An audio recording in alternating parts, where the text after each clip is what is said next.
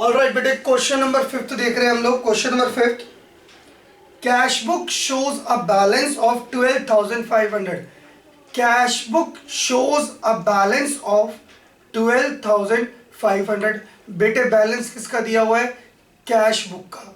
इसका मतलब ये है जो भी प्लस और जो भी माइनस होगा वो किस में होगा? वो कैश बुक में होगा। ठीक है सर। सर फटाफट से बना लेते हैं। आपने बताया था BRX पर्टिकुलर डेट पे बनता है। यस, सबसे मुझे यहाँ पे डेट गिवन नहीं है, वरना अगर डेट दी होती तो मैं लिख देता question number 5 BRS as on. इस क्वेश्चन में डेट नहीं दी हुई, अदरवाइज हमेशा डेट दी होगी क्वेश्चन में। या तो आपको कुछ प्लस करना पड़ेगा, जो प्लस करना है वो मैं इसमें लिख दूंगा, प्लस क्या करना है, और जो मुझे माइनस करना है वो मैं इसमें लिख दूंगा। सर ये क्या हो गया? ये हो गया पर्टिकुलर। चाहे तो एक कॉलम और बना सकते हैं सीरियल नंबर का। तो सबसे पहले क्वेश्चन बोलता है कैश बुक का बैलेंस, तो हम क्या लिखेंगे?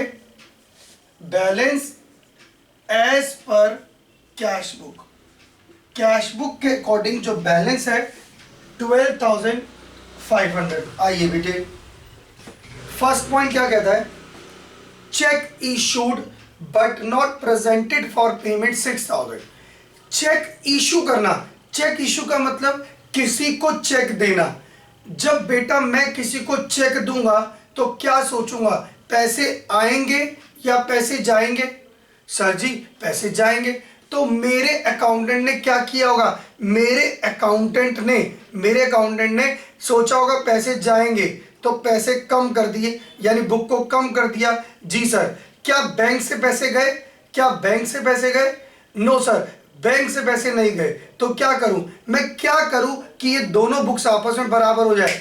जो भी प्लस या माइनस करना है वो किस में करना है? वो कैश बुक में करना है। तो सर कैश बुक को क्या कर दो? प्लस कर दो। कैश बुक को प्लस कर दो तो 6,000 आपस में ये बुक्स क्या हो जाएगी? आपस में बेटे बराबर हो जाएगी। और एक्सक्यूज क्या लिखेंगे बेटे? एक्सक्यूज क्या लिखेंगे? एक्सक्यूज लिख देंगे बेटा, check issued but not presented for payment. लिख देंगे बेटे check issued but not presented for payment. This is our point number 1. Point number 2. Point number 2 क्या कहता है? कहता है cheque deposit in the bank but not collected 9,000। Cheque deposit. Deposit कौन सा चेक होता है? जो हमें मिलता है। अगर हमें चेक मिलेगा तो हम बैंक में जमा कराएंगे, अगर बैंक में जमा कराएंगे तो पैसे आएंगे। मैंने अकाउंटेंट को बोला, अकाउंटेंट जी ये 9,000 का चेक है, इसे जाकर बैंक में जमा करा दो। अकाउंटेंट ने कहा हाँ मेरा काम तो है ही क्या, मेरा काम है कैश बुक, वो भी बैंक कॉलम वाली बनाना। कैश बुक बैंक कॉलम वाली। अगर बैंक में पैसे आएंगे या जाएंगे सब मैं लिखूंगा। तो उसने क्या सोचा होगा? चेक आया तो पैसे आ जाएंगे। उसने अपनी किताब को ऊपर कर लिया। क्या प्रैक्टिकली बैंक में पैसे आए? क्या प्रैक्टिकली बैंक में पैसे आए? नहीं सर, बैंक में पैसे नहीं आए। सुनना, अब एक बार और दोबारा डिटेल से बता रहा हूं, नहीं आए। अब बेटे हुआ क्या सिचुएशन देखो। मैंने अपने अकाउंटेंट से बोला, अकाउंटेंट जी मेरे बैंक में कितने पैसे हैं? अकाउंटेंट कहता है इतने पैसे हैं। अच्छा, मैं बैंक चला गया, मैंने बैंक में जाके अपनी पासबुक दी और बैंक ने मुझे पासबुक में एंट्री करके दे दी। या मैं ऐसा बोल दूं कि बैंक स्टेटमेंट आ गई, एक ही बात है। जब बैंक स्टेटमेंट आ गई तो बैंक पे बैलेंस कितना है? ये वाला, राइट। लेकिन छोटू यानी मेरा जो अकाउंटेंट है वो ये बता रहा है। अब मैं अकाउंटेंट के बाद गुस्से में गया, भाई तू इतने पैसे बता रहा है और बैंक कितने बता रहा है। अकाउंटेंट ने क्या कहा? लाओ दिखाओ स्टेटमेंट। अकाउंटेंट ने ऐसे देखी स्टेटमेंट और अपनी यानी पासबुक और कैश बुक को मैच किया, दोनों पे टिक लगाए। ओ टिक लगाकर बेटे किताब बनाई, एक रफ काम किया जिसको हमने क्या बोला? BRS। उसने मुझे बोला सर आपने जो चेक जमा कराया था ना वो चेक क्लियर नहीं हुआ। अच्छा चलो एक काम करो, बैलेंस तो दोनों का बराबर ही होना चाहिए, तो दोनों का बैलेंस बराबर कर दो। क्या कर दो? सर जी माइनस कर दो। सर जी माइनस कर दो। कितने पैसे माइनस कर दो? 9,000। और लिख दो यहां पर cheque deposit into bank but not cleared. Cheque जमा तो हुआ था लेकिन चेक क्या हुआ, क्लियर नहीं हुआ। अच्छा बेटे आगे बढ़ते हैं। Bank paid insurance premium 5000। याद है बेटे, मैंने बैंक को कह रखा है कि बैंक जी मेरी इंश्योरेंस पे कर देना, मेरा इलेक्ट्रिसिटी बिल पे कर देना, मेरा टेलीफोन बिल पे कर देना। मैंने बैंक को कह रखा है, दोनों बराबर। अब मैंने बैंक को कह रखा तो बैंक ने पे कर दिया, बैंक ने पासबुक को कम कर दिया, बैंक ने पे कर दिया। अब अकाउंटेंट को कोई ना पता है मैंने कौन कौन सी फैसिलिटी ऑप्ट की हुई है, कौन कौन सी फैसिलिटी ऑप्ट की हुई है। तो चलो अब तो पता चल गया ना, दोनों को बराबर करना है। कैसे करेंगे बराबर? सर जी एक काम करो ना, माइनस कर दो तो ये दोनों बैलेंस बराबर हो जाएंगे। हाँ बेटे, माइनस की साइड पे लिख दो और लिख दो यहां पर bank paid insurance premium, bank paid insurance premium. मैंने स्टूडेंट्स आपको प्रीवियस क्लास में पढ़ाया था, मैंने आपको प्रीवियस क्लास में पढ़ाया था बेटे कि हम बैंक से इस तरह की फैसिलिटी ले लेते हैं, हम बैंक से इस तरह की फैसिलिटी ले लेते हैं। उसी को क्या बोलते हैं? उसी को बोलते हैं यूटिलिटी। उसी को क्या बोलते हैं? यूटिलिटी। आइए बेटे आगे बढ़ते हैं। पॉइंट नंबर 4 पर, बैंक चार्जेस 300। बैंक चार्जेस लग गए। सर जी कैसे चार्जेस? बेटे कैसे भी लग सकते हैं, मेंटेनेंस लग सकते हैं, हमने बैंक की कोई फैसिलिटी यानी चेक बाउंस वगैरह हुआ होगा, कुछ भी हुआ होगा, बैंक चार्ज लग गए। तो बैंक बेटे फोन करके कोई ना बोलेगा हेलो जी अपने चार्जेस दे जाओ। नहीं सर, बैंक हमारे अकाउंट से पैसे काट लेगा, बैंक हमारे अकाउंट से पैसे काट लेगा। अकाउंटेंट बेचारा मेरे ऑफिस में बैठा, उसको क्या पता बैंक ने कौन से चार्जेस लगाए हैं। ये वो चार्जेस होते हैं सिर्फ बैंक को पता है। और हमें कब पता चलते हैं? जब हम पासबुक में एंट्री करा के आते हैं। तो बेटे बैलेंस दोनों का डिफर हो गया, तो दोनों को बराबर करना है। मैंने प्रीवियस क्लास में बोला था बेटे जिसका बैलेंस गिवन हो प्लस या माइनस उसी में होगा। तो बेटे हमेशा अभी आज की क्लास में हम जो पढ़ेंगे वो सिर्फ कैश बुक के अंदर प्लस माइनस होगा। तो कैसे बराबर होंगे? सर माइनस कर दो, सर माइनस कर दो और यहां लिख दो स्टेटमेंट बैंक चार्जेस, लिख दो बैंक चार्जेस। सर जी नेक्स्ट बताओ।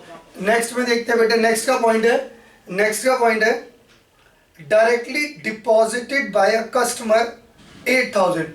Directly deposit by the customer 8000 rupees. Customer ने सीधा मेरे अकाउंट में 8000 रुपये डाल दिए। जल्दी बताओ, अगर एक कस्टमर ने मेरे अकाउंट में पैसे डाल दिए तो क्या अकाउंटेंट को पता चलेगा? क्या अकाउंटेंट को पता चलेगा? या मैं इसको और साधारण शब्दों में बोलता हूं, अगर मेरे अकाउंट में पैसे जमा हुए पहले किसको पता चलेगा? बेटे मेरे केस में दो ही लोग हैं, एक अकाउंटेंट और दूसरा बैंक। मैंने बोला पहले किसको पता चलेगा? अगर अकाउंट में पैसे जमा होंगे तो पहले किसको पता चलेगा? सर जी बैंक को। तो बैंक बैलेंस क्या हो जाएगा? बढ़ जाएगा। बैंक बैलेंस क्या हो जाएगा? बढ़ जाएगा। अब बेटे जब स्टेटमेंट आई तो अकाउंटेंट को भी दिख गया ये डिपॉजिट है चेक, तो कैश डिपॉजिट है। तो अकाउंटेंट कहता है ठीक है सर गलती पता चल गई, तो मैं इसको भी बढ़ा देता हूं, बराबर हो जाएगी। मैं इसको भी बढ़ा देता हूं, बराबर हो जाएगी। अमाउंट है बेटे 8000 रुपीज, प्लस कर दिया मैंने 8000 रुपीज और यहां लिख दिया directly deposit into bank. Point number 6, interest on investment collected by the bank 2000। याद है बेटे मैंने आपको पिछली क्लास में भी कहा था, मान लो आपने मुझसे पैसे लिए और मेरे पैसे आपने किसी और को दे दिए। मेरे से बेटे 1% इंटरेस्ट पे पैसे लिए और आपने दूसरे को 1.5 इंटरेस्ट पे पैसे दे दिए। तो आप क्या करोगे? आप सर उससे 1.5 लेंगे, मतलब आप लोगे और आप उसमें से 1% मुझे दोगे और आधा % आप रख लोगे। बेटे बैंक भी यही करता है, बैंक भी हमारे बिहाफ पर इन्वेस्टमेंट्स करता है और उस इन्वेस्टमेंट पर जो इनकम आती है उसमें अपना हिस्सा रखकर बाकी क्लाइंट के अकाउंट में डाल देता है। तो ऐसा ही इंटरेस्ट बैंक में आ गया। तो बेटे किसको पता चला? बैंक को। बैंक बैलेंस क्या हो गया? बढ़ गया। बैंक बैलेंस क्या हो गया? बढ़ गया। अब क्या करो बेटे? मुझे कोई ना पता है कि अब अकाउंटेंट को कैसे पता होगा कौन कौन सी इन्वेस्टमेंट है, कितने कितने पैसे आएंगे? तो बैंक को ही पता होगा, क्योंकि बैंक ने इन्वेस्टमेंट किया और वो कब ब्याज देगा ये बैंक को पता है। तो बैंक ने बुक को बढ़ा दिया। अब क्या करो? इसे भी बढ़ा दो। सर जी कितने पैसे बढ़ा दो? 2000 rupees. Interest and dividend collected by bank. Sir ये तो बहुत आसान लग रहा है। हाँ स्टूडेंट्स, बहुत इजी है। पहली बात तो अकाउंट्स ही बहुत इजी, और ये चैप्टर तो है ही बहुत easy. 7th point, cash discount allowed 200 was recorded on the debit side of the bank column. कहता है कैश डिस्काउंट अलाउड किया और उसे डेबिट साइड रिकॉर्ड कर दिया 200 रुपये। पहले तो मेरा एक सवाल है, बड़ी जल्दी सोचो एक बार। कैश बुक जब बनाते थे तो कैश बुक की डेबिट साइड कौन सी होती थी? कैश बुक की डेबिट साइड कौन सी होती थी? सर जी रिसिप्ट होती थी। सर जी रिसिप्ट होती थी। वो कहता है कैश डिस्काउंट हुआ, उसे आपने रिसिप्ट मान लिया। पहले तो मुझे एक बात का जवाब दो, क्या डिस्काउंट कैश में होता है? क्या डिस्काउंट कैश में होता है? बताओ, जल्दी बताओ। अगर मान लो मैं 100 रुपए की चीज लेने गया, उसने मुझे 10 रुपए की छूट दे दी, तो क्या 10 रुपए कैश में दिए होंगे? कैसी कैसी बातें कर रहे हो सर आप। वही तो मैं कह रहा हूं बेटे, गलती से आपने 200 रुपए कैश बुक के डेबिट में लिख दिए। डेबिट का मतलब क्या है? रिसिप्ट में लिख दिए। रिसिप्ट में लिख दिए इसका मतलब कैश बुक को बढ़ा दिया। तो अब गलती सुधार लो ना, क्या करो, कैश बुक को माइनस कर दो 200 रुपए से, कोई दिक्कत कोई नहीं। Cash discount recorded in cash book. Sir एक बात बताओ, करना क्या है? अरे बहुत सिंपल है बेटे, स्टेटमेंट पढ़ो, आंसर निकालो और प्लस माइनस कर दो। आप ध्यान से देखो, हमारी पासबुक न्यूट्रल है, या तो कैश बुक बढ़ती है या पासबुक घटती है। मैंने आपको प्रीवियस क्लास में भी कहा था बेटे, अगर मैं कैश बुक का बैलेंस दिया हुआ है तो प्लस माइनस किस में करूंगा? कैश बुक में। और उसको किसका बैलेंस बना दूंगा? पासबुक का बेटे। इसलिए बेटे नीचे जो आंसर आएगा, वो आंसर जो होगा वो पासबुक का आंसर होगा। यहां लिखेंगे बैलेंस एज पर